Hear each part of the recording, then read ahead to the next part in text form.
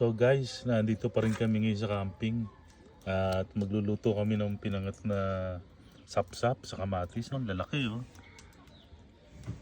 Yan ang aming kakainin ngayong hapunan. At bukod dito, meron din kaming iihaw na talong. So pinagbabaga ko muna yung ating dito bago tayo mag-iihaw dyan.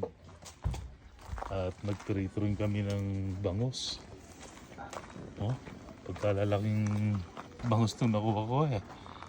Talagang ang tataba oh. Terrible.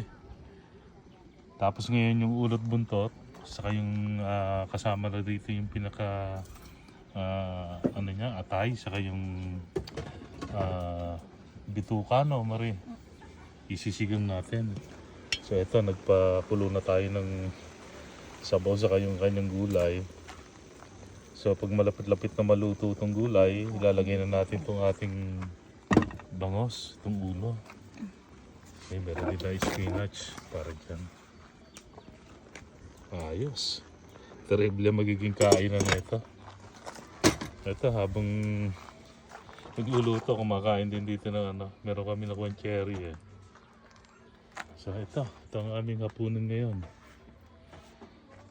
Ito pa rin tayo sa campground.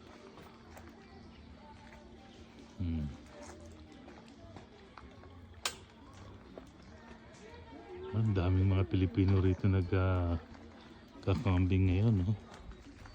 Eh, mula doon, nakita yun. So may kulay green na tent na yan.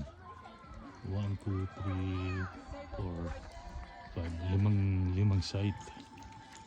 Puro mga Pinoy. So enjoy lang tayo.